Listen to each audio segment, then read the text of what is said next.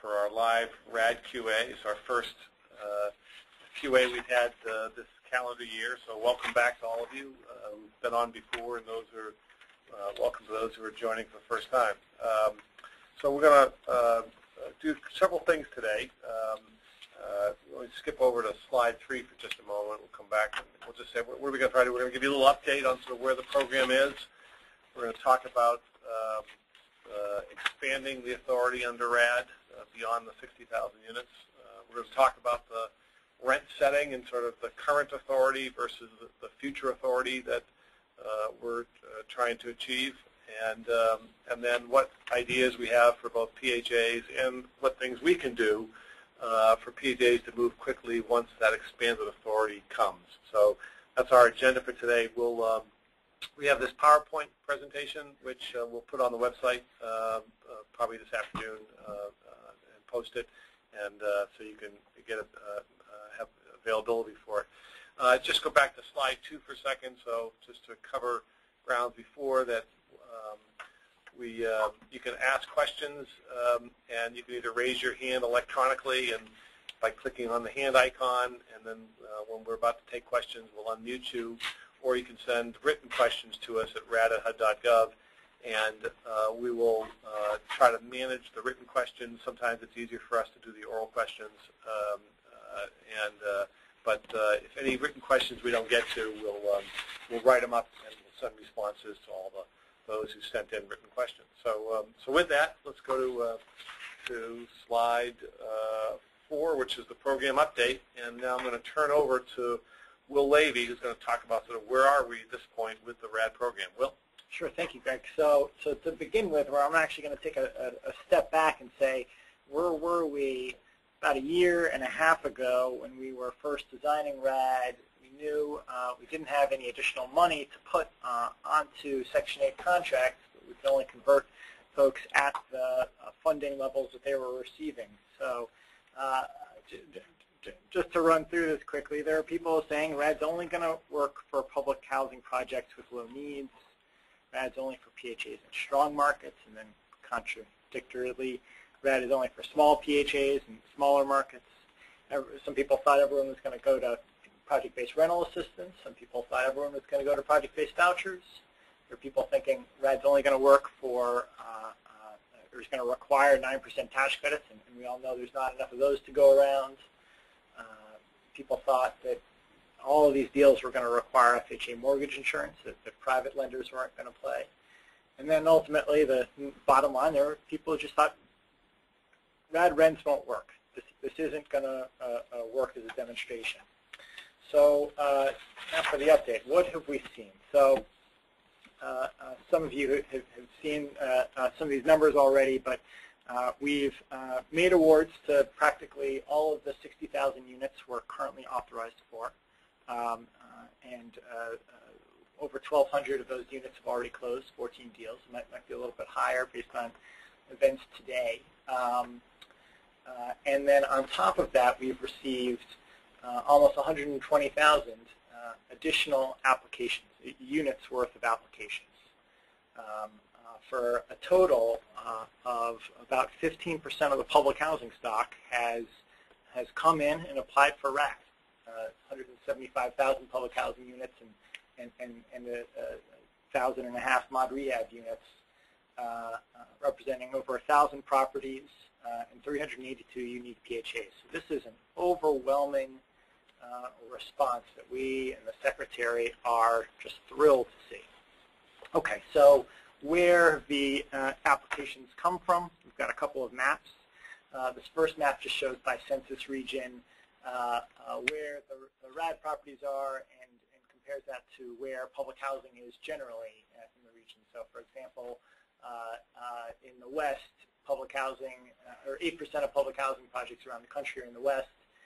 In our RAD sample of 1,000 projects, about 11% are from the West. So we're encouraged by this. You know, the distribution has gotten a lot better from the initial round. Our next slide breaks this down a little bit further by HUD region. While there are a couple regions that are a little lower than we'd like. They're a lot higher than they once were, and we are encouraged by this. We've seen nothing yet to date to say RAD's only for the coastal PHAs or only for the rural PHAs or big cities or small cities or anything to that extent. So there's certainly more work to do, but we're very encouraged by the distribution of participants to date. Our next slide just shows you a few other metrics. Just quickly, the top two, rural versus urban and elderly versus family. This is very much in line with the proportion of public housing across the country. So we're not seeing, I think, actually the numbers flipped a little bit in here, but it should say 19% rural and 81% urban. I apologize for that, but that's just about what the public housing stock is across the country. Similarly with elderly and family, I think these numbers are a little more family than the public housing stock, but still plenty of elderly properties coming in as well. One of the big, I guess, surprises, unknowns coming into this was, are folks going to choose project-based vouchers or project-based rental assistance?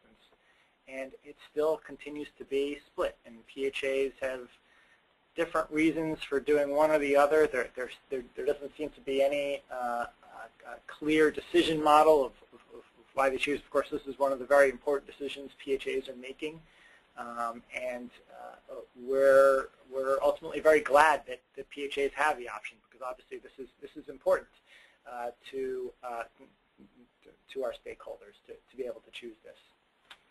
And then lastly, and I want to stress this, the 40% of our PHAs are small, 15% are large, and the balance, 45%, are medium-sized PHAs. So we're seeing participation, again, from across the spectrum. As some folks know, in the early rounds, actually, our earliest adopters tended to be the smaller PHAs. And then the larger ones have come in since then, but the small ones continue to be knocking at our door. Okay. Whole portfolio conversions, of course, in the revised notice, we made some changes to help to facilitate PHAs that wanted to convert all of their public housing properties through RAD to project-based Section 8. And it seems to have had some effect. So 76% of PHAs with CHAPS today have proposed to convert everything. So that's 52 small housing authorities that will be leaving the public housing inventory altogether, 29 medium housing authorities, and 26 large housing authorities that have come in with everything. We are seeing PHAs do a broad variety of things with RAD. Of course, the most bread and butter thing is repairing an existing property, and we're seeing average repair cost of $45,000 a unit, which just goes to show the success a lot of PHAs are having utilizing 4% tax credits. 20% of our deals are new construction, so PHAs are figuring out ways to use RAD to address some of their most distressed stock, which we're extraordinarily excited about. More and more PHAs are using RAD to move assistance out of properties where it just doesn't make sense to have low-income housing anymore, and bring it to neighborhoods of greater opportunity by transferring the assistance. And then, of course, a lot of PHAs a lot of their motivation is to streamline their programs, to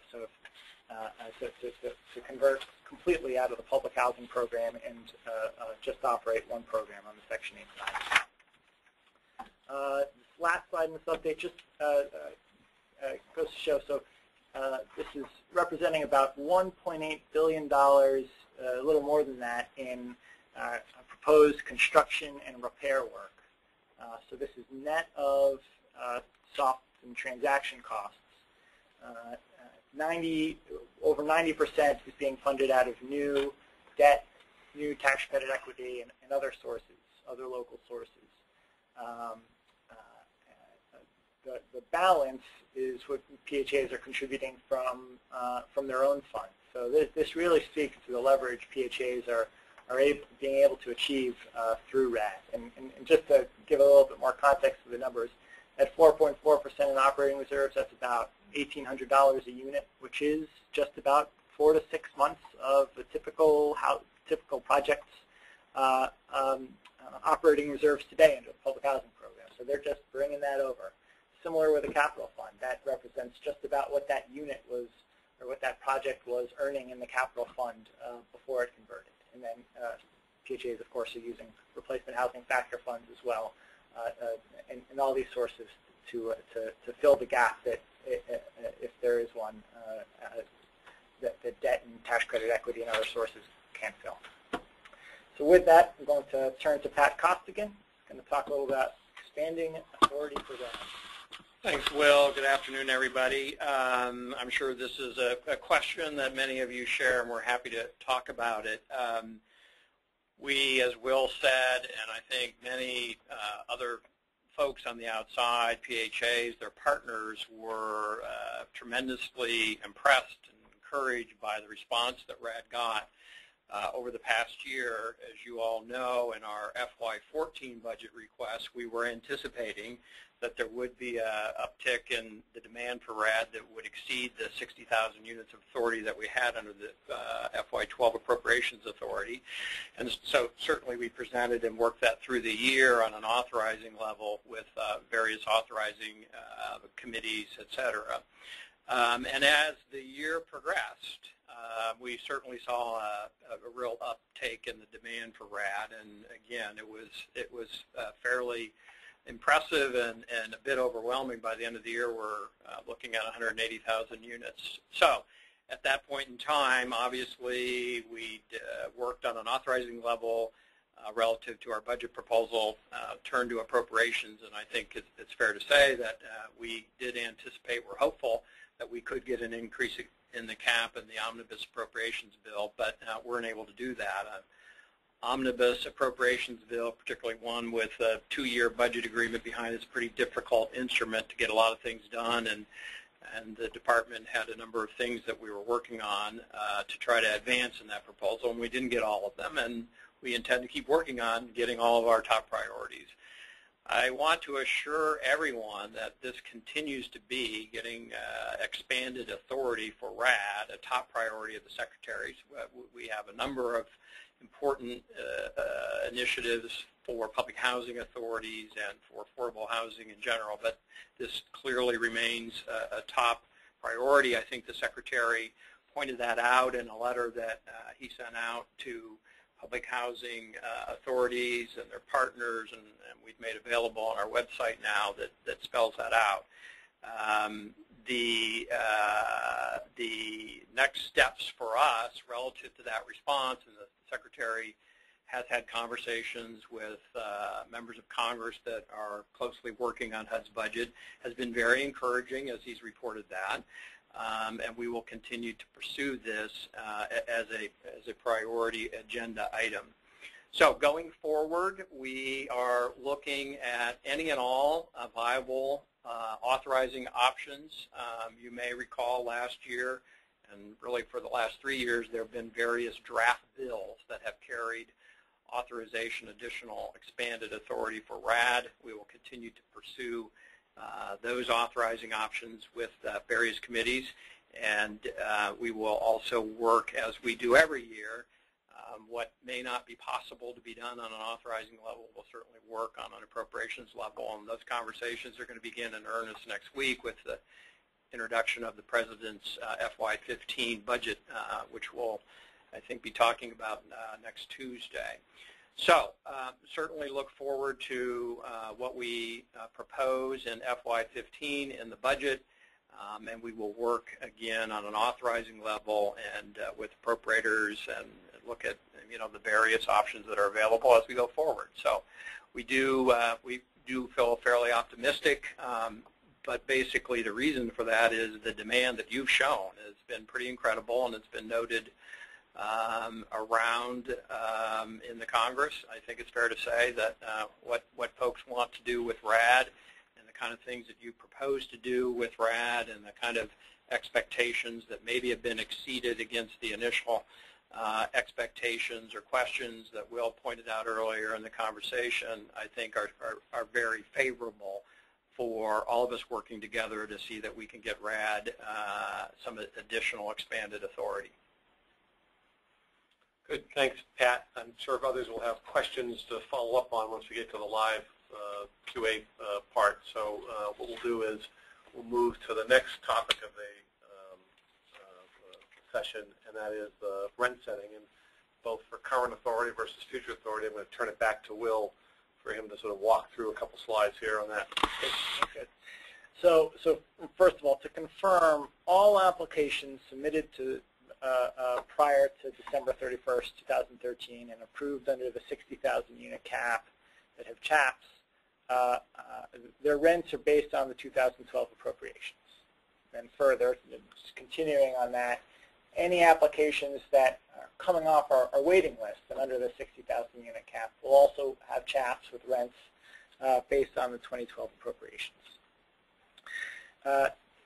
Now we also have a more reasonable appropriations bill, especially compared to what we saw in 2013, which was what led us to basing the rents off of 2012 instead. And we've heard from a number of you, and we think it makes perfect sense to reset the rents based on these 2014 appropriation levels. So I'm just going to walk through the high-level implication of what that means. So these are all just national averages, but on the left-hand side, you'll see what the average RAD rent was in 2012, totaled $682 per unit month. And what, again, on a national average, that would mean if resetting the rents based on the 2014. So the operating fund decreased some, but of course is a lot better than it was last year. Decreased 6.5%. Capital fund is basically exactly where it was in 2012. And tenant rents, according to our operating subsidy data on a national average, it looks like they've gone up 2.5%. So the net effect is, and these are very rough, this is just a very rough national estimate, that rents will go down about 2%. Of course, it's going to vary project by project, and we hope as soon as we have all of the data available to be able to post what those rents would be in the next couple of months. Here we're targeting mid-April and hope we can get there.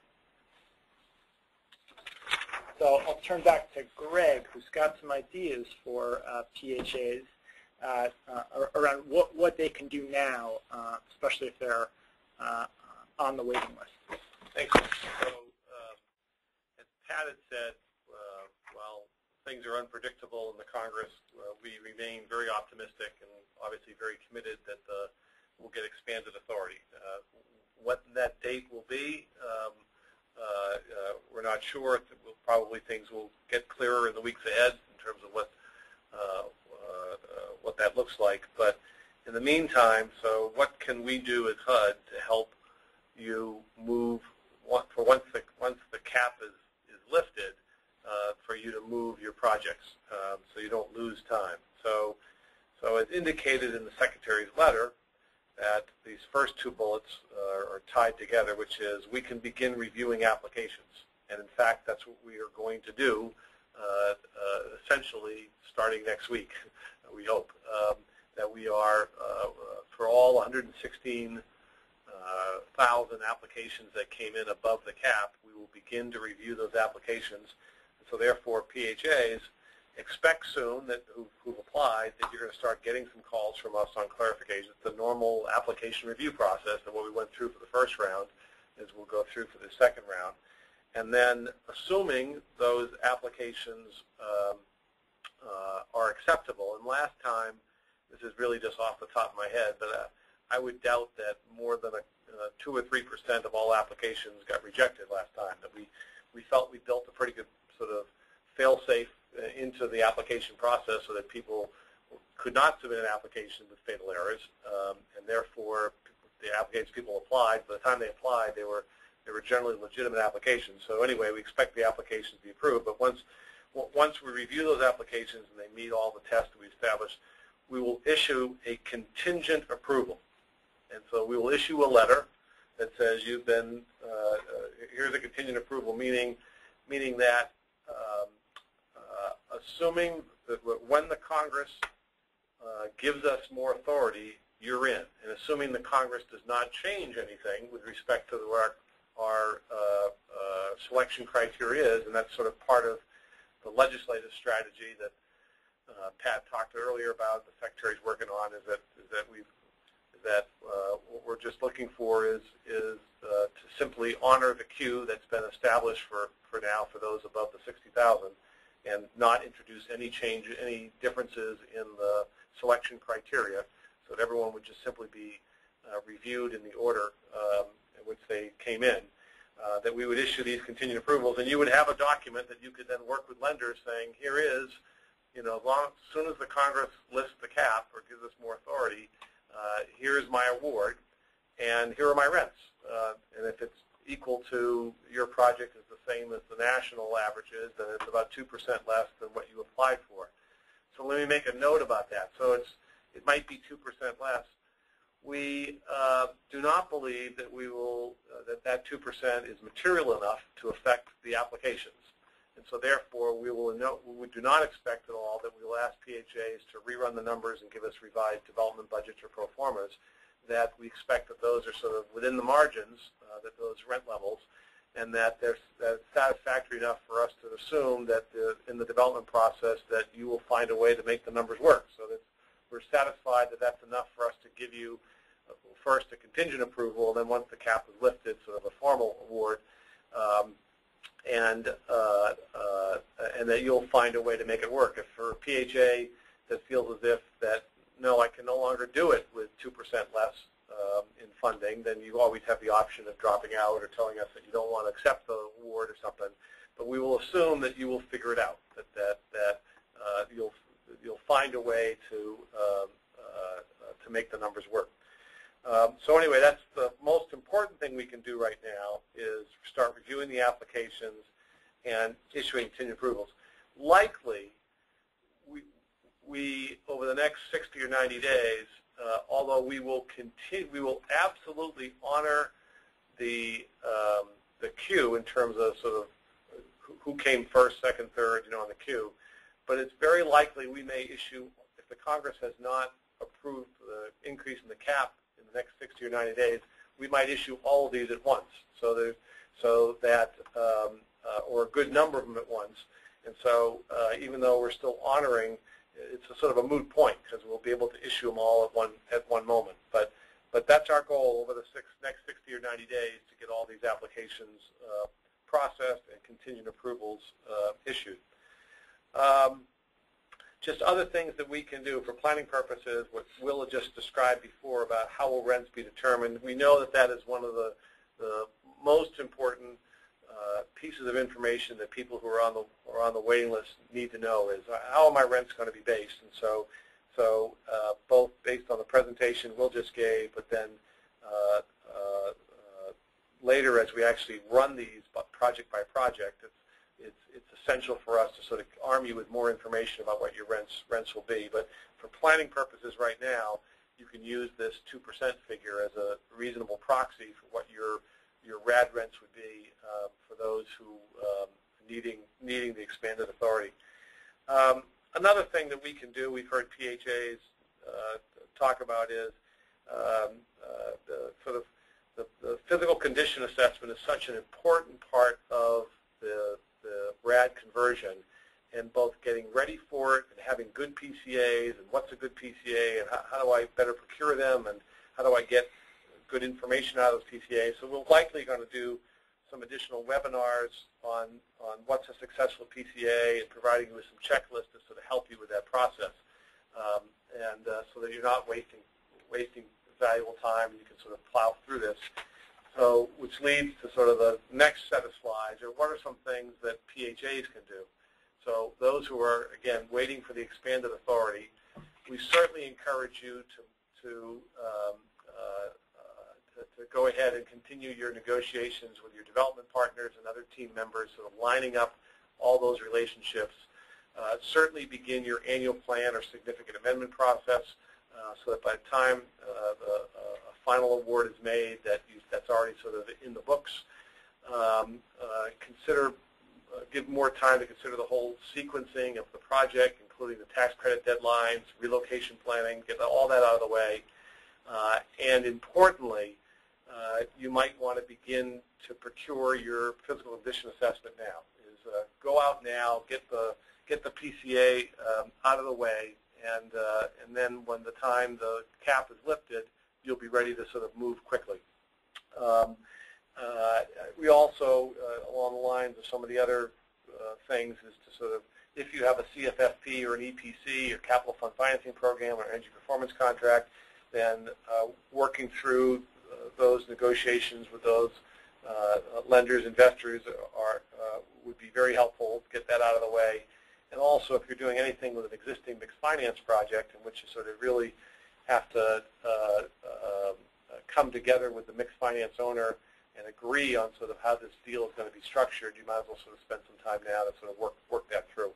So those are some things that sort of PHAs might want to think about doing now. And as I said, things that we can do certainly is review the applications and give you more information about how the rents will be set and sort of do some webinars around PCAs and whatnot.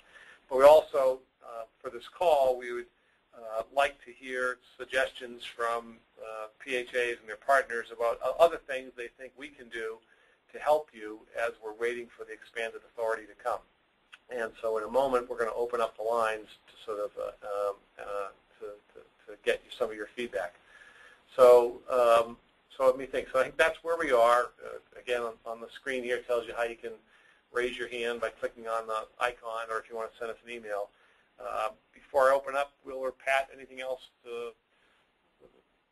No? Okay. So that's our formal update.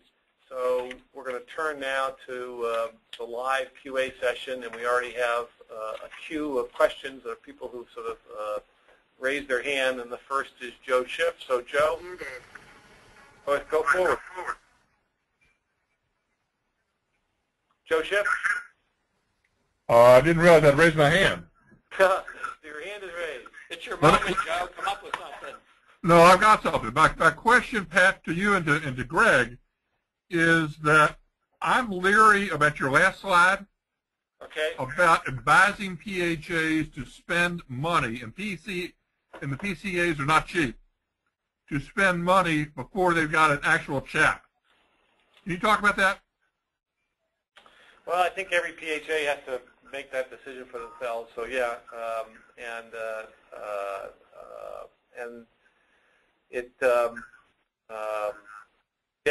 you have to decide whether you have confidence, you think the Congress is going to lift this cap or not.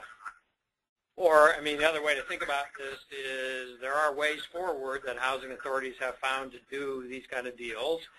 And if and until that we get expanded authority for RAD, might it be prudent for a housing authority to take those steps going forward, potentially look at a mixed finance transaction, et cetera? That's not anything that anybody really wants to think about with this pause in the action, but we just have to underscore what Greg said. It will be sort of a deal-by-deal judgment about how to proceed here. And I think, frankly, Pat, proceeding with all the non-financial ways you can is totally appropriate. But with money being as tight as it is, I'm just afraid of spending money until you've got that chap in hand. Yeah. And Joe, I know you didn't address me on this question, but I'm still going to answer it.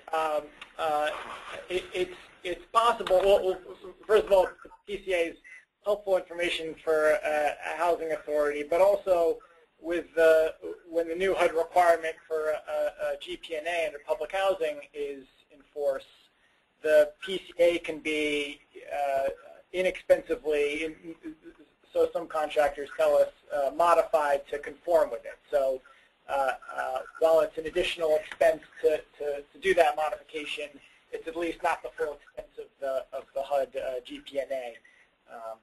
So there's at least that. Thank you all for your enthusiasm. Okay. All right, thanks, Joe. We're going to go to the next caller. Looks like Gabrielle Van Horn. Hi, this is Gabrielle Van Horn. I'm with one of the software vendors, and we have a question that has to do with the calculation of the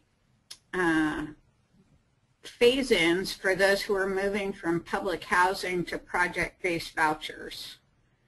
So we've identified an issue when we look at the notice, which is that the application appears to be towards the TTP, but the TTP calculations for both public housing and project-based vouchers are the same.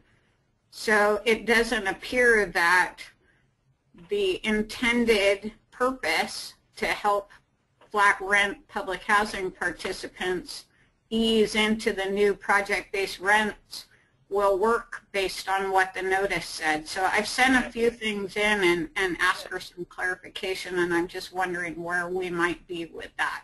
Sure. Thanks, Gabrielle. We've got your message, and we've worked it through with our IT people. We'll come back to you offline and respond directly to your message, and also provide guidance to the other IT contractors that are probably facing the same thing. But thank you for raising it. It was a great catch. Thank you. Okay, we're just looking at the log here to see who else has their hand raised. So just see.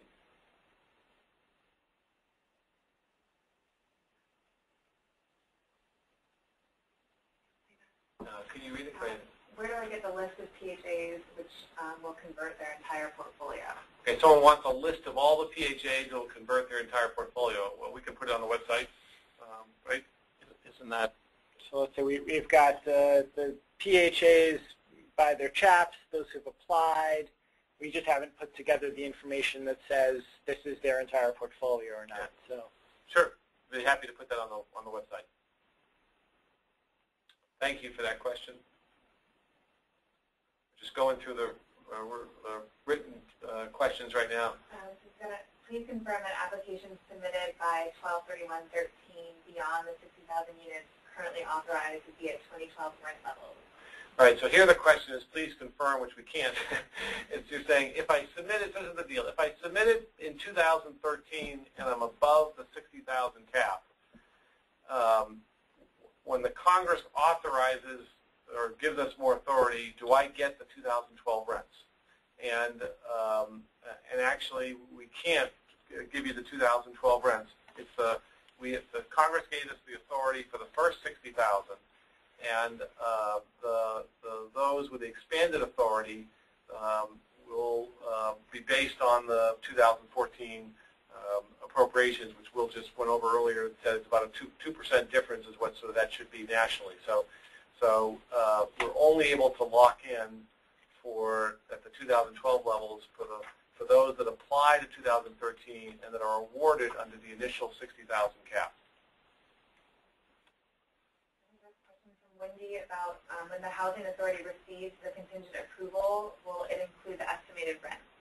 So when you get the contingent approval, will it get the estimated rents? Depends on sort of how close we are at that time. We would like to be able to give you the contingent approval with the estimated rents, and it seems like that the timing will line up. As we said, it's going to take us 60 to 90 days to issue these contingent approvals.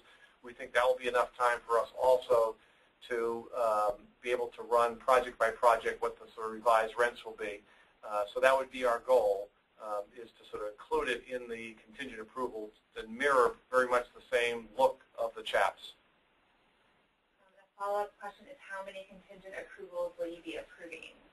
So how many contingent approvals are we approving? So we'll be approving everything that people submitted applications for. So we will run through all the way up through the 176,000, but then we will also be processing anything that for PHAs. PHAs continue to apply, so we will be continuing to review and issue contingent approvals for applications that come in 2014.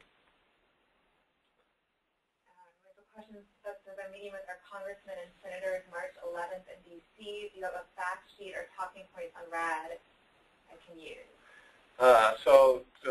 So you want a fact sheet or talking point on RAD. Certainly this PowerPoint presentation, which we'll post on the website, you can use. Pat?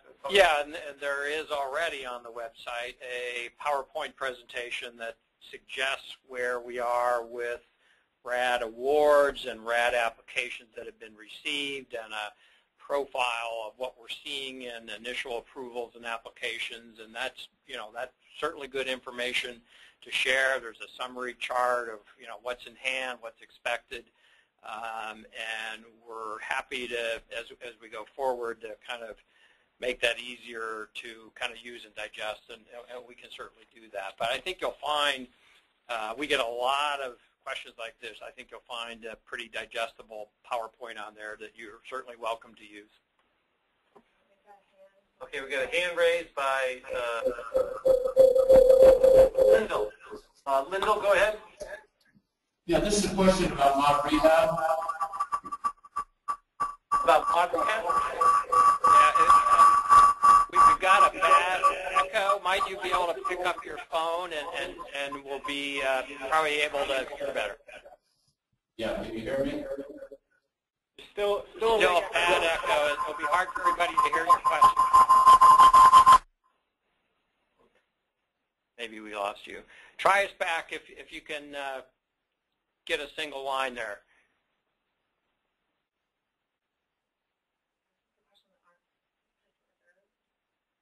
Can you discuss how the replacement reserve account will be operated? Will it be funded with an initial deposit and then annually with additions? Question about operating reserve, replacement reserves, how does it work? So it's all driven off the physical condition assessment. The physical condition assessment will decide both what the sizing of that reserve is and whether it needs an initial deposit to make sure that the funds over the first 5 years coming in are adequate to meet the needs in the first or early period. And that's when if the normal deposits aren't large enough to cover those early needs, then we do an initial deposit to sort of boost it up. But it's all will be based on your physical condition assessment on a case-by-case basis. I see some additional questions in there about how that initial deposit would be established, whether you can use RHF funds. Yes, you can put in mortgage proceeds or private sources or your own funds, operating reserves, capital funds, or replacement housing factor funds that initially would be deposited into that replacement reserve. It wouldn't be drawn down out of locks over time. At closing, you put it into that replacement reserve account. Another question about how many or what percentage of units typically do not use either 4 or 9% tax credits? Okay. Yeah, so about 50% of our deals are not using tax credits, and 50% are. Of those using tax credits, the vast majority are using 4% tax credits, which is fantastic from our point of view because we know they're much less competitive around the country. And that PowerPoint that we mentioned earlier that's already on the web page, you can go and grab it today, has a couple of slides that speak to exactly this. Who's using just debt, how many are using tax credits, and if you're using tax credits, using 4% or 9%. So that information is generally available. Let me just, one quick comment on the 4% indication of interest there. We think that is extraordinarily smart. It's a resource that's underutilized in every state outside of New York. There usually is volume cap authority left on the table every year. And so, frankly, a number of folks in the Congress that I interact with have said, gee, that's really a sensible approach. We're using resources that aren't being utilized, and we score them. In other words, they are considered in the federal budget, and on some level it makes a lot of sense for us to be using the 4% tax-exempt bond program in the way that you're figuring out how to do that. So that's a really good thing to continue to look at. We have a new question in from John. John, John, go ahead.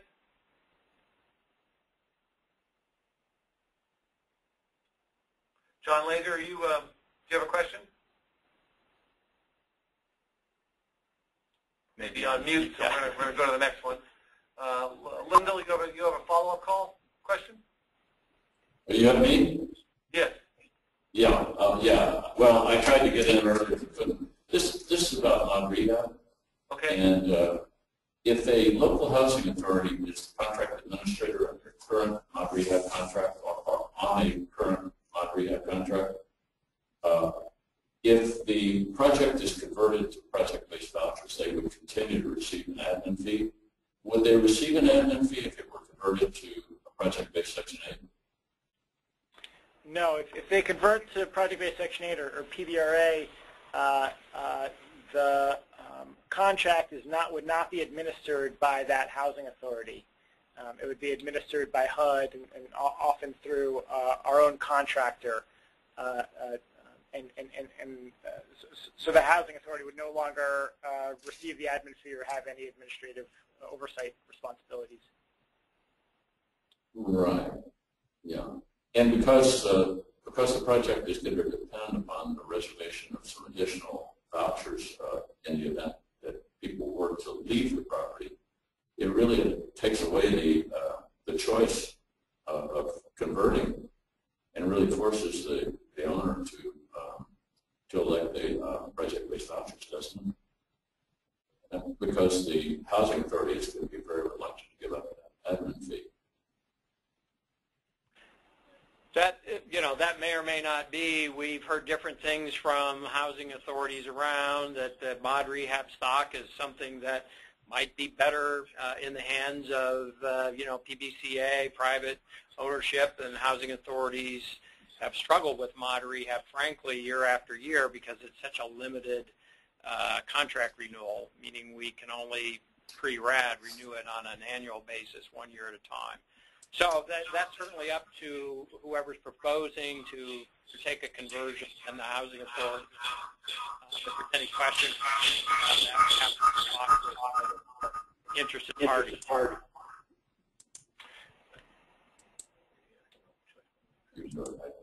Yeah, so the other thing I think that you're getting to is that a mod rehab owner, if they convert to PBR and accept or request exemption from the choice of mobility.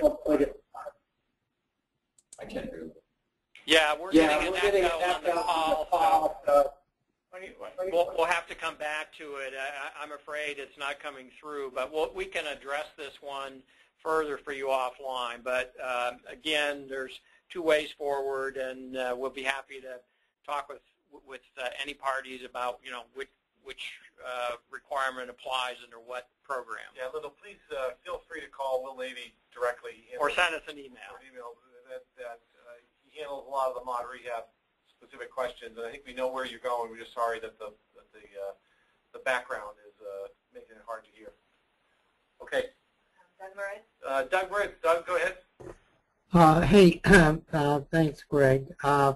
My question really is to a follow-on to an earlier comment about spending money up front. I can envision the lenders, although a contingent approval should be enough, asking for the deposits on third-party reports, et cetera, particularly if they're concerned that that whatever expanded authority is given, and depending on where you are in the queue, even a contingent approval won't be able to make any progress this year. Is there any problem that the housing authority has to? Anything the housing authority has to do in advance to make sure that, for example, could they meet those deposit requirements with lenders out of operating reserves? Is there anything that the housing authorities need to be working on as well to clear the way for making sure they can build out their financing plans with lenders? In other words, it could be more than $10,000 that's needed to move their application ahead. Right. So we say that at a project level, without HUD approval, that you are authorized to spend $100,000 in pre-development expenses by project. You know, that could include the PPA, it could include survey, other reports, could include feasibility studies. So that should generally cover. Okay. No, I agreed. Oh, okay. Well, thanks for reminding me. Yeah, let's just be clear. I think Joe made a fair point at the top. HUD is in no way encouraging, strongly recommending that you spend money on something to move this along unless you make that judgment that it's prudent to do that for your own sets of options relative to what you're trying to do. And a lot of housing authorities are looking at A, B, and C scenarios on how to advance their revitalization needs and projects. So to the extent that it makes sense to pursue that PCA, pursue the PCA. To the extent that it makes sense to get ready for a green P&A, do that. To the extent that you're advancing a tax credit proposal and it's wise for you to be competitive, that's your judgment. Please do that. But again, there is not expanded authority available yet, so we can't in any way encourage you other than in your own planning, which we know you all do. We know that the resources have been insufficient over the years, and you're always looking at A and B or C and D on how to do something. So that's all we're really saying we think is prudent to do right now. So, and I saw a related question submitted to us that was written down that said, is it true that the PCA has a shelf life of 6 months? Greg, do you want to take that one? So no, there isn't. We generally say that the PCA is 12 months, and if it goes beyond that, then we ask it to be sort of refreshed or updated, which is a modest sort of set of activities that the PCA provider can do. So generally, under RAD, it's 12 months. FHA insurance has a 6-month, but again, if it's beyond 6 months, they just ask it to be updated or refreshed. So that shouldn't impose any significant burden on anyone. Jim Walker. Jim, James? That was my question. You answered it. Okay, thanks, Jim. Wentz Cunningham in Tampa. Hey, Wentz, go ahead. Wentz just stepped away for a minute. Okay, you want to come back? We'll flag you back when he gets back. Okay, all right, thanks. Let's see. We're going to take a written question here. Is NEPA required with the new PBV contract? So is NEPA required with the new PBV contract? So the environmental protection and all. Every contract, when it's converted, is going to need an environmental assessment. There's no way around that. It's a requirement that sort of when there's a new Section 8 assistance put on a property. But based on what you're doing at the property might mean it's a very limited review. It's pretty easy to get through. Or if you're tearing down, finding another site and building new, then it becomes more complicated, as with any new site you acquire. Yes, whether it's going to PBV or PBRA, an environmental assessment will be required. It's just depending on the level of work you're doing, how substantial or complicated that environmental assessment will be. But under PBV, generally it's the Part 58. It's covered under Part 58. Next question. Under RAD procurement, does the WICS rule apply? So under RAD procurement, does the WICS rule apply? Anybody know? I do not know what the WICS rule is. W-I-C-K-S. Anybody know what the WICS rule is? The first I've heard of it. I usually know a little bit about procurement. I don't know what. I'm never there. I apologize. So whoever wrote that question, if you know any more, you want to sort of send us, raise your hand or send us some additional follow-on question, we'd be happy to take it. I'm stumped. For PHAs towards the top of the waiting list for the initial 60,000 cap, if Congress authorizes additional authority, can a PHA opt to remain on the waiting list for the initial cap to receive 2012 rent? Right. We've talked a little bit about that internally. Certainly, we don't want to create sort of disincentives for you, and so we're going to try to manage that so you can still get, if you happen to come under the 60,000 cap, you still get the 2012 rent. So just for now, say yes. Generally, we're moving in that direction. We got to work out the mechanisms of how to do it, but that's That's our expectation. Is that any money that comes in under the 60,000, you get those 2012 rents. Next question is, our PHA has completed its new budget for the upcoming fiscal year, and once it receives RAD approval, how does the budget process work under RAD? Okay, so there's a difference between a budget for HUD purposes in public housing and our formulas. What you do locally for your budget to get approved for your board is your own thing. The question probably is more important is sort of, well, how does it affect your formula? So the operating subsidy you will get in 2014 is not going to change whether you get an award or you don't get an award this year. That any project in the year in which you convert, you will always continue to get for the remainder of that calendar year whatever it is the HUD system was going to give you in public housing for operating capital. So it makes no difference in the year in which you convert. It's only in the second year in which you sort of come out of the public housing system. So there's no need for you right now to sort of worry about doing anything special for RAD.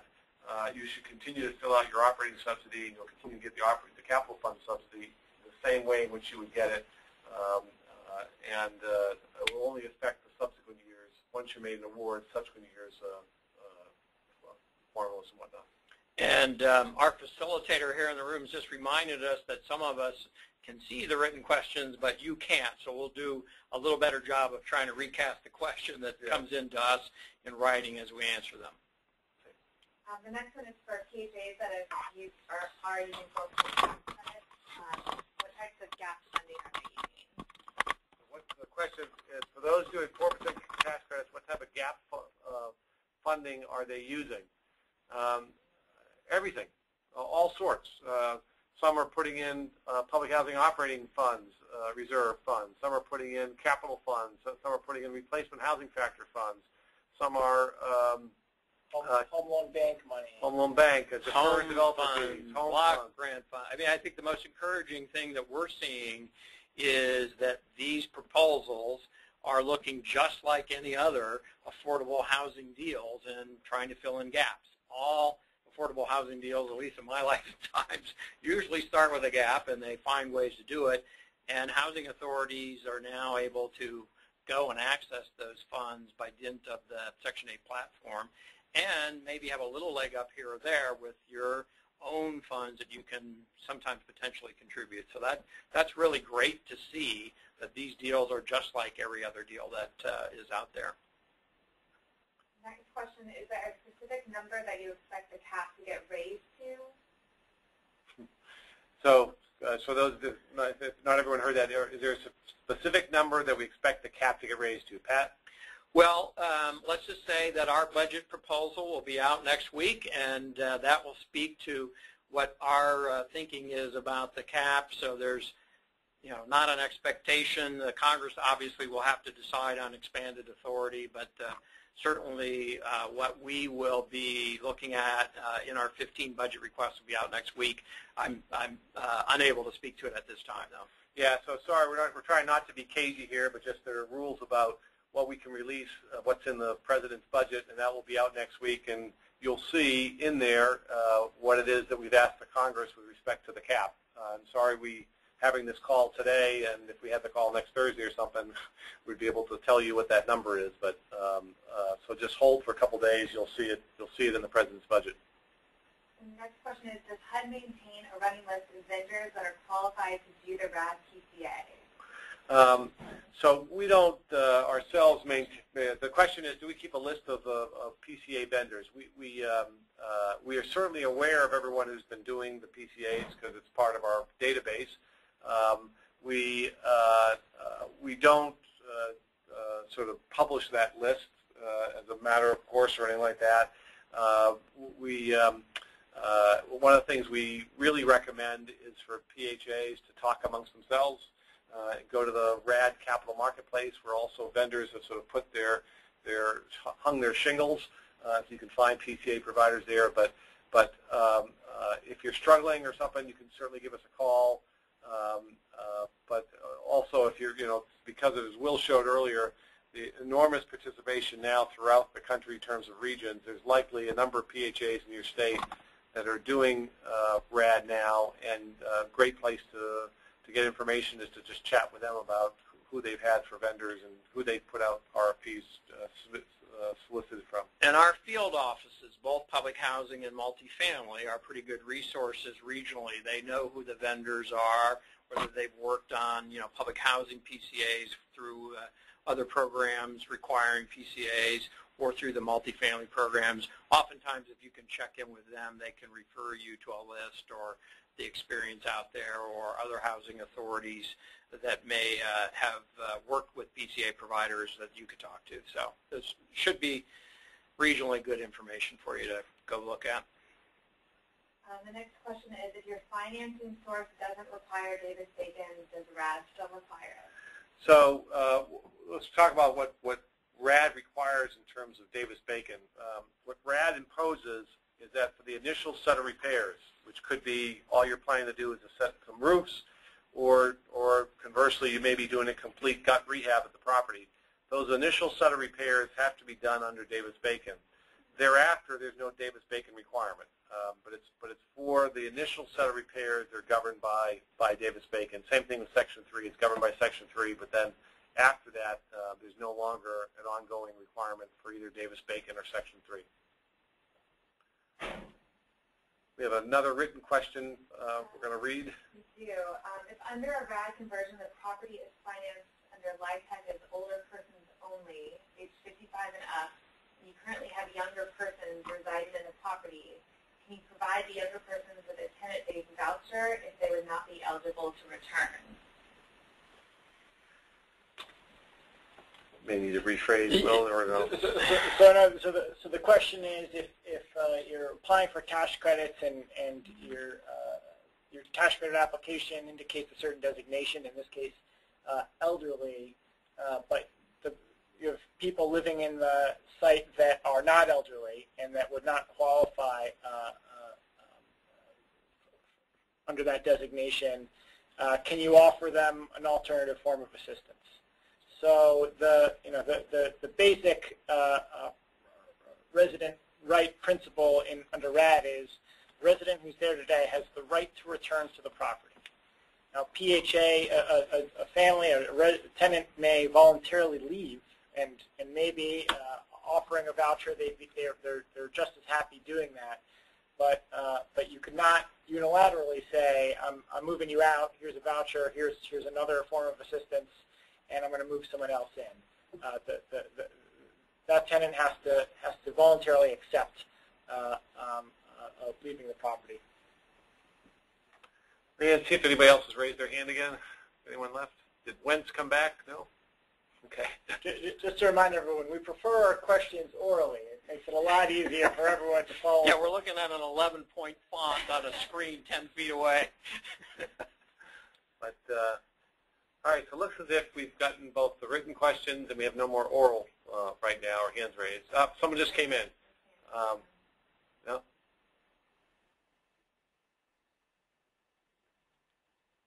Okay, Joe, you have another question?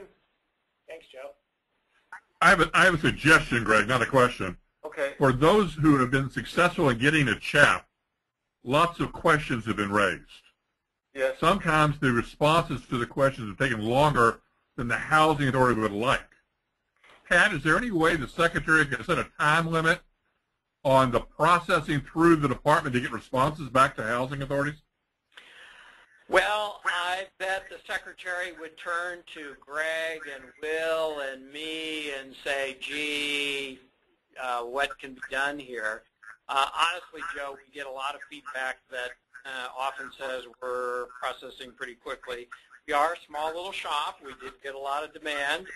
We worked very hard at the end of the year to process those CHAPs. So we're not there in terms of being able to answer every question, but I think you know what to do, Joe. If there's a backlog somewhere, call Greg, call Will, call me. We'll see what we can do. We certainly are interested in knowing where there are backlogs, but we're doing everything we can to move those, 60,000 forward right now. There's no doubt in my mind that you all are doing everything you can. I'm worried about others within the building.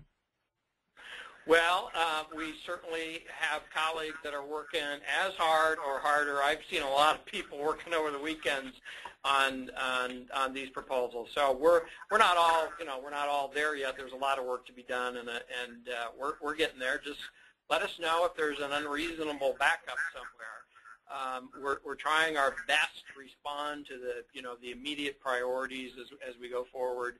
It's just been a couple of months that we've been really wrangling with this volume of issued CHAP. So we're getting there. We're not there yet, though, but let us know.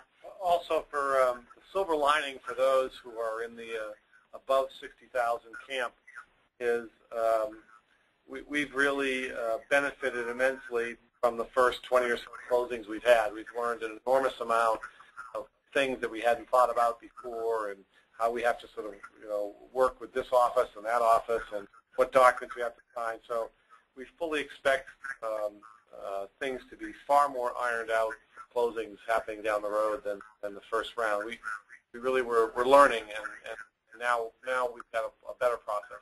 All right, so we've got a bunch. Thanks, Joe. We've got a bunch of hands raised, so we're going to go through about 4 or 5 more questions. First, we're going to go back to Wentz. How you guys doing? We in Tampa Housing Authority are contemplating extending our EPC program.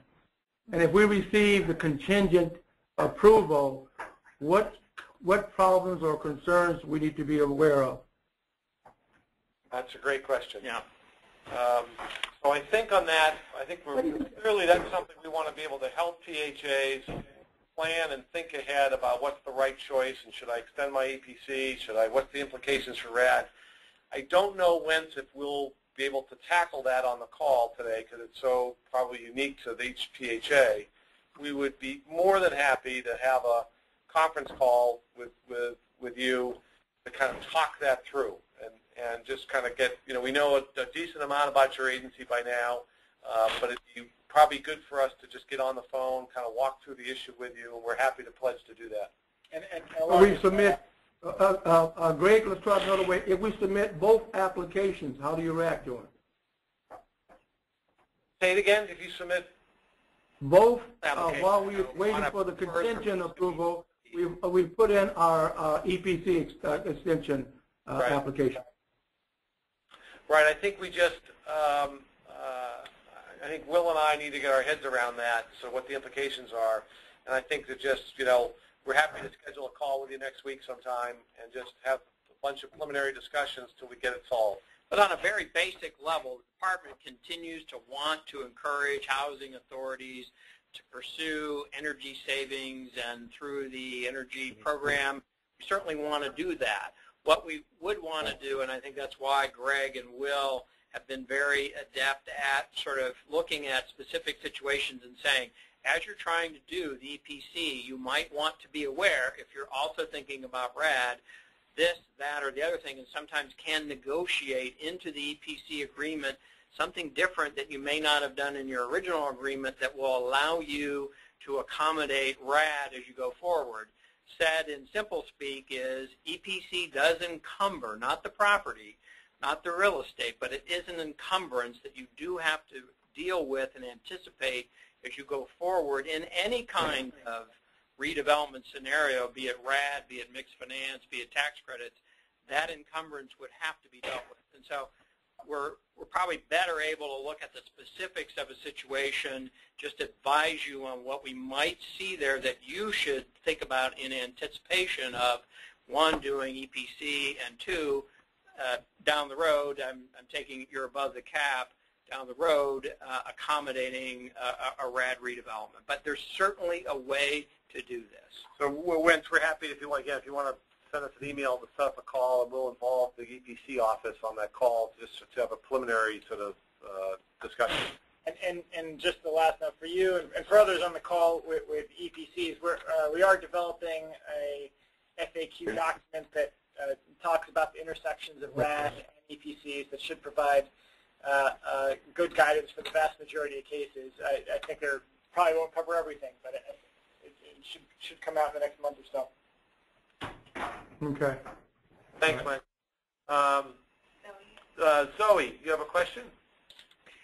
Yes, thanks for taking me. And I'm sorry if this question has been asked already. I missed the earlier part of the call. But for PHAs that received a CHAP back in December of 2012, way back when, that are now getting ready to close, can they assume that when they get their RCC and the HAP as preparing for close, that HAP will include an OCAF adjustment, a one-time OCAF adjustment up to 2014 from the 2012 rents? Yes, yes. So if they were part of the initial group of awards, and then in 2014, if they close, they'll get an OCAF at the time of closure. If they close in 2015, they'll get 2 OCAFs at the time of closure. Okay. Okay? Great. Thanks, Thank Zoe. Doug Moritz, do you have a follow-up question or something? Yeah, just I guess on the short list of problems we want to have, if successful in getting it as much or a full expanded authority, there's going to be a surge of activity or application activity. What are your plans for processing all of that business? Do you have the capacity? Go ahead, Pat. Yeah, actually, it's something that you've done us a favor on as we watch the uptick in demand for RAD over the last 6 months. The department has been working to respond to that. We have, many of you may be aware, we've taken steps to put our RAD application review process and then milestone monitoring, transaction management, and closing in one shop. And that shop is being fused in with additional resources here in the building to be able to respond to that demand. And you might say, well, gee, how do you do that out of thin air? Well, the department, like any business, there are some business lines that go up. RAD is going up. We're certainly, projecting that and trying to plan accordingly. Some business lines go down. I mean, I'm sitting here in the room with some folks that have been involved with the mark-to-market program, and that business line has gone down by dint of its success. It's moved through the program. So as we do this quite a bit in the department, we respond to varying needs for programs as there is demand, and you can bet that as the demand for RAD were to continue and the expanded authority from the Congress enabled us to proceed, we'll do that. I think we're suggesting our willingness and our ability to pre-process, if you will, the additional 120,000 units in the queue. We've been thinking about that, and we'll get there. Thanks. Was it Mimi? Mimi? I lost her. Oh, we lost you. Sorry. Jason? Jason? Hello. I had a question. We're currently working through our PCA. Yes. We're on a mod rehab project. We were told by the PCA provider that there's HUD-prescribed time limits on the useful lives of varying work items. Is that true?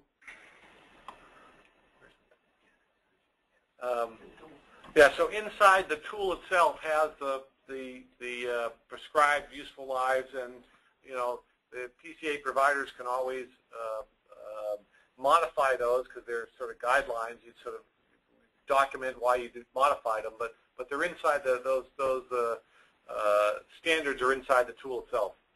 Okay, great. So they're not more or less set in stone? No. They, okay. The PCA provider is ultimately the professional that has to sort of stand behind the recommendation. So, yep. Okay, great. Thank you. Sure. Wentz, you have another question? Yes, back to the contingent approval. Walk us through the timelines. Today is February the 27th or 28th. You mentioned that there may be another contingent approval letter coming out. When will that happen? And then what's the timeline for us to get whatever refinement we need to do on our application? Right. So we would like to issue these contingent approvals within about 90 days from today. Okay. If we can do it earlier, we will. but 90-day time frame is sort of internally what our goal is. Yeah, and just to underscore what I think that we need to be absolutely clear about here is a contingent approval is contingent upon the Congress providing expanded authority, and that's all we can do. It's not going to authorize anything beyond the authority that we have in hand now. It's contingent upon the Congress offering additional authority. So we're just getting ready to go is, I think, the best way to think about that. And we think that it makes perfect sense for you to do that because you do that in any event. You have to think about your assets and what you're doing. But we just need to be very clear that that's what a contingent approval is. And if the Congress were somehow able to expand the authority in the next 45 days, then it would mean that you would have had an award, but otherwise we have this we simply have the, you'll have that contingent authority pending whenever the Congress expands the authority. Well, let me try it another way. We're on a calendar of a fiscal year of April 1 to March 31st. So in all sense, the Tampa Housing Authority starts the new fiscal year April 1st. So we'll have a budget that we're operating under. You were saying 90 days in the midst of our fiscal year. You're going to notify us now. We could begin to work on converting to RAD. What does that mean? Right. So again, it would say to you that we have reviewed your application, and based on the current criteria, you are approved subject to the Congress expanding our authority. So that once the authority is expanded, and provided the Congress doesn't do anything squirrely, that then we will issue a final award to you. And but you should, so for internal budgeting purposes, my suggestion is that you continue to budget internally for your agency starting April 1 as if nothing has changed, and then adjusts when the RAD authority comes along. So there's a possibility we could, in the midst of the RAD conversion, can we go to a calendar year, fiscal year? Are you asking, can you change to a yes, calendar from April 1. Since we're going to do a RAD conversion, could we go to a calendar year? Could you go to a calendar year, fiscal year? Yeah, starting January 1 or whatever fiscal year we want to do. As part of the RAD conversion. So the REAC sort of handles those sort of approvals for changes in fiscal years. We've not raised that issue with them before. Go to the federal calendar fiscal year. I mean, I'm just laying it out as a question that we can do some thinking about here. Yeah, we might have to talk about that one with you, Wentz, a little bit more to understand what you're doing. I mean, that's an authority-wide decision with major implications that would go beyond a RAD deal or two or even a whole portfolio of RAD. Certainly your Board of Commissioners is going to be very interested in the implications. Right, and my sense, Wentz, is that it's going to be very hard for you to try to predict precisely when the authority that the Congress will give us will come, and it might line up properly with a sort of a new quarter, and therefore the desire to change the fiscal year, or it might not. But we're happy, since we're going to talk about EPCs with you, we're happy to talk through that with you as well on the next call. But I just thought about it. Since I'm converting to RAD, I'm going to be more of a private type of entity. I don't have to worry about my my fiscal year. Well, that's true. Those assets, those AMPs converted to RAD will function under a contract year that will begin upon your conversion. Has nothing to do with A, your CHAP, or B, let's be clear again, nothing to do with a conditional review of your application, meaning that gives you really no authority. It would really be when you actually convert under RAD, you had gone down the road, you'd satisfied all your milestones, you converted, then your contract year would begin, depending upon which form of survey you chose to convert to. So if you approve my application, it won't be October 1 or April 1 or whatever fiscal year we're currently under. No, just the approval will come whenever the approval comes, and your closing date will come whenever you're ready to close. Okay. So those can just happen at any month. People can close on any month. Okay. Yeah, we're happy to talk through that more with you, Wes. Yeah, it's a little different than the public housing system now. Is that contracts are issued to assets and funding is not provided to enterprises. And so that gives you the flexibility to close these contracts as they happen, basically. Okay. Thanks, Wentz. I'm going to go to who is it? Cindy. Cindy, you have a question? Yes. I've submitted a couple of portfolio applications for different PHAs. Yes. And in one case, submitted a portfolio application, and then about 2 weeks later submitted an additional property as part of that portfolio. In the second case, did the same thing. In one case, the second property was put in a different place in the queue, farther down, where in the other case it was added to the original portfolio. Which is supposed to be the case? These are ones that came in after the 60,000, before the 60,000 what? They all came in after. Right. We'll have to go back and look at the facts of the case, but it should have been, if you did not include that property with your first submission, then you didn't identify it as part of the portfolio. It should not have been recognized. We did. They were all included as part of the portfolio. Yeah. And so the portfolio submission was for, all but one property, and then 2 weeks later, for particular reasons where we needed more information, we went in with the last property, and they're in two different locations in the queue. It sounds like we should take a look at our records. Make sure you send us an email just telling us which housing authority you're referring to, and we'll review. Okay. Can I ask one other question? Sure. Okay. One other question. Have a CHAP for another client. It was a project that was under 9% tax credits. The CHAP came out with all of the milestone dates as TBD, but it was put into the system with the 30 days from the date of the CHAP. We went in with the grant manager, and we now have the 9% tax credit awards and would like to close in May, and have asked for the milestone dates to be changed because right now they're showing up all as being late, and we've been unsuccessful in getting that. Is there a particular person we should raise those issues to above the assigned grant managers? Well, yeah, the grant manager should be handling that.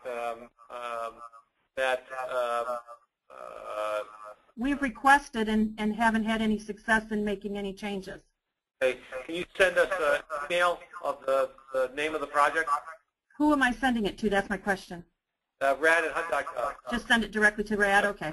All right. Thank you very much.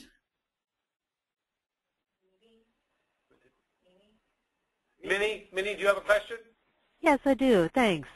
It sounds like you have gotten some really good data from these first closings that are helping you shape the demonstration program, and I'm wondering what you're anticipating in terms of a transition, moving from the demonstration project to a permanent program. Does it look like that's the direction that this is heading? Are you feeling like you're getting the data you need to help shape it in a way that makes sense? Just trying to play it out beyond the next few months. Sure. I mean, let's be clear that we've only closed, what are we up to now, 15 projects, I think, and a couple thousand units, meaning gone all the way through and converted units. That's completely anticipated. The initial award to a final conversion closing is a 12-month period. So we're just beginning to see those. Short statement, Mimi, is we really can't generalize from those data. What we are looking at very closely is what folks are saying in that initial cohort, 60,000 applications. Then we now have more data above that, the additional 120,000. So all we can really see right now is what you all are saying in your applications, which are projections of what you intend to do. And that's what it is right now. We appreciate that. And we design RAD to be a two-stage process because we do understand that that's how affordable housing works. You have to begin somewhere. It takes 8, 10, 12 months to assemble the financing. So based on those data, we're very encouraged, I think, as we've suggested today, that we're seeing proposals come through, and all the way through closure, again, limited data set, couple thousand units. These look like other affordable housing deals, and based on that, that's exactly what the hypothesis of RAD has been. In other words, if we offer the ability to convert to Section 8, will we give housing authorities a tool that they can use, a resource that they don't have right now, to go and execute affordable housing deals just like everybody else.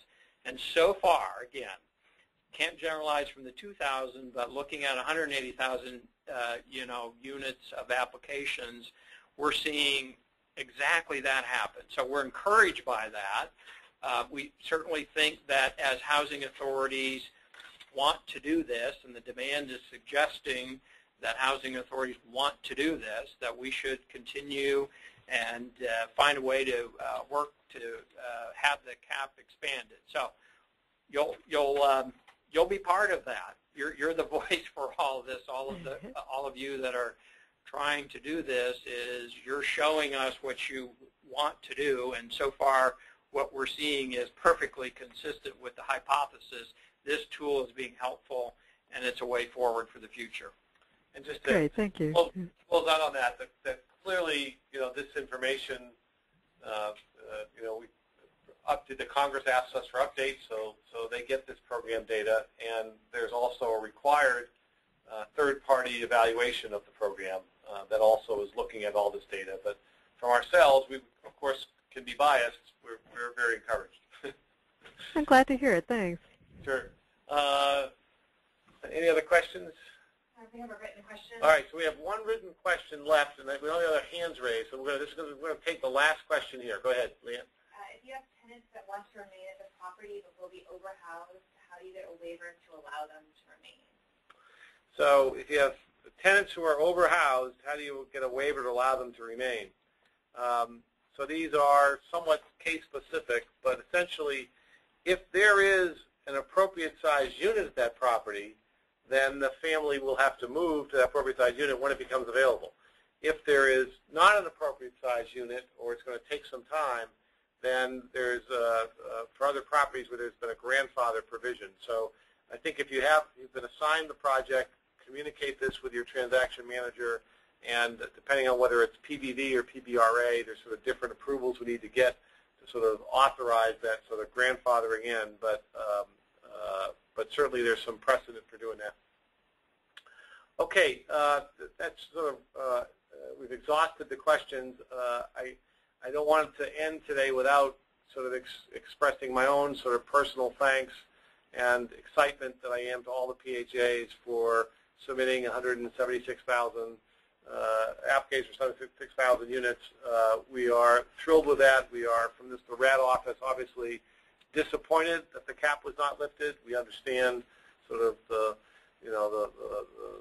unwieldiness of an omnibus government-wide funding bill and trying to get a cap listed inside there, but we are also remain extremely optimistic of expanded authority for this year, and we pledge to work with you in this sort of frustrating interim period while you've submitted applications and we don't have the authority to give you, but to try to make your lives as easy as possible as you're planning for the redevelopment of your properties. With that, we thank you all, and on an as-needed basis, we'll do another Q&A call soon.